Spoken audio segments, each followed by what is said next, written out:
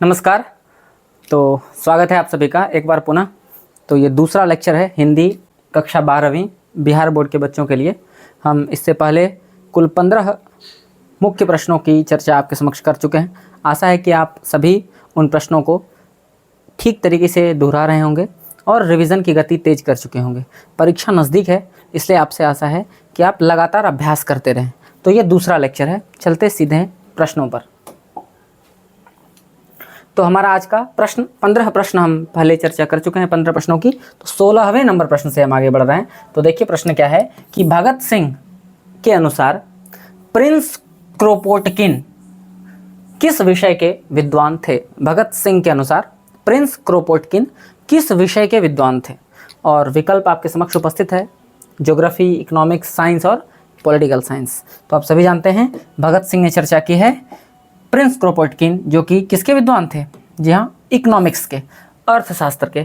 अब मैंने आपको पहले ही यह सूचित कर दिया है कि हम व्याख्याओं पर भी बल देते हैं ताकि एक प्रश्न के साथ साथ बहुत सारे प्रश्नों का एक साथ रिवीजन कर सकें कम समय में। तो देखिए भगत सिंह के बारे में आप जानते हैं, भगत सिंह का पूरा परिवार स्वतंत्रता सेनानी था। इनके पिता का नाम क्या था, सरदार किशन सिंह, और इनके चाचा का नाम था अजित सिंह। दोनों लाला लाजपत राय के सहयोगी थे।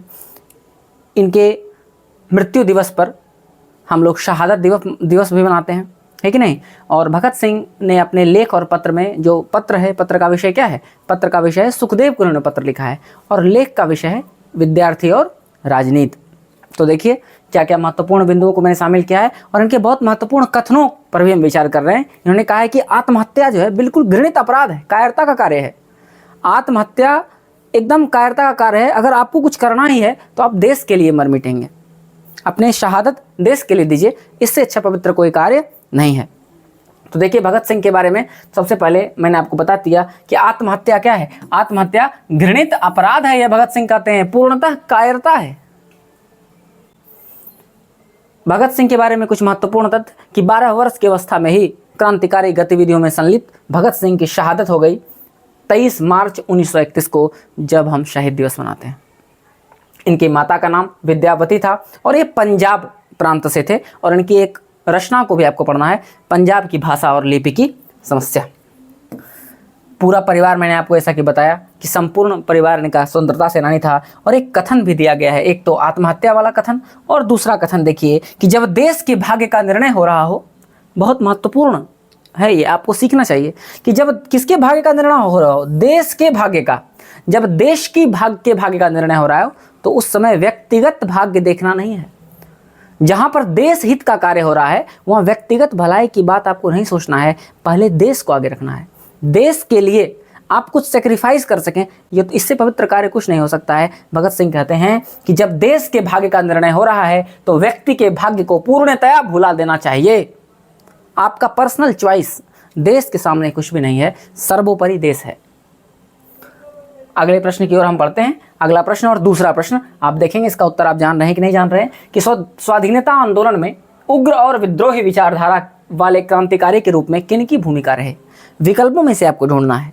विकल्प दिया गया है वाल्मीकि, उदय प्रकाश, अज्ञेय और जे कृष्णमूर्ति। क्या आप सही विकल्प पर पहुंच पा रहे हैं? तो इसका सही उत्तर हो जाएगा जी हाँ, सच्चिदानंद हीरानंद वात्स्यायन अज्ञेय।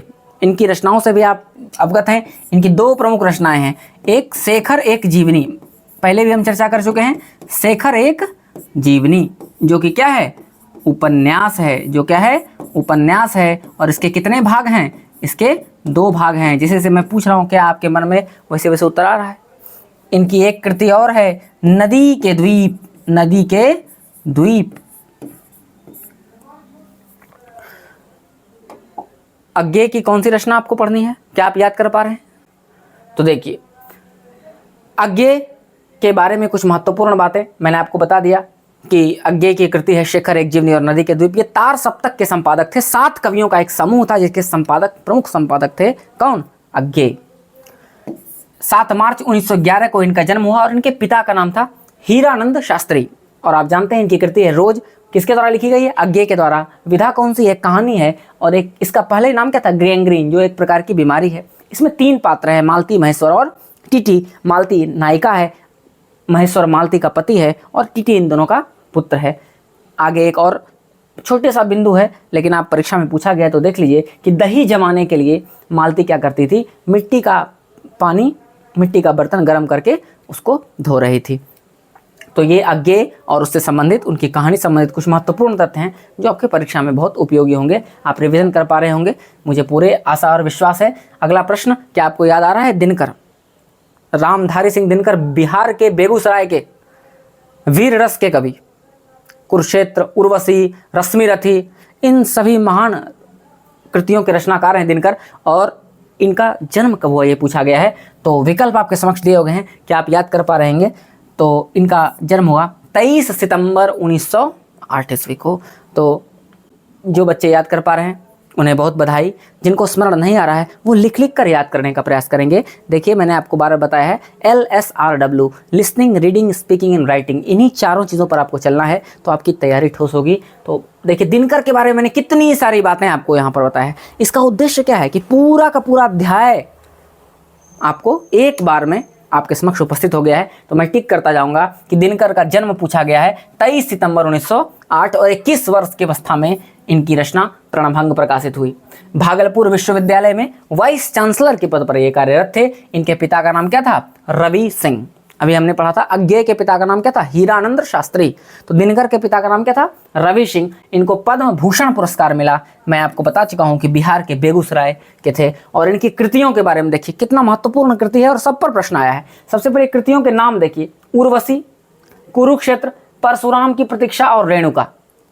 यहीं पर नहीं रुकना है, आपको यह देखना है कि उर्वशी के लिए उनको कौन सा पुरस्कार मिला? ज्ञानपीठ पुरस्कार।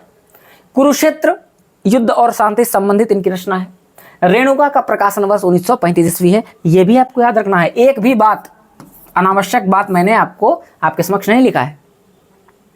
अच्छा, कुछ कथन देखिए, मैं आपको अध्याय में पढ़ा चुका हूं कि आनंद बुद्ध का जो शिष्य है आनंद, तो वो क्या कह रहे हैं कि आनंद, मैंने जो धर्म चलाया था वो 5000 वर्षों तक चलता, परंतु भिक्षुणियों का प्रवेश, नारियों के प्रवेश के कारण अब वह 500 वर्षों तक भी नहीं चलेगा। अगर आपको आएगा कि यह कथन किस अध्याय से है तो आप बताएंगे यह कथन किससे है? दिनकर की कृति अर्धनारीश्वर से है।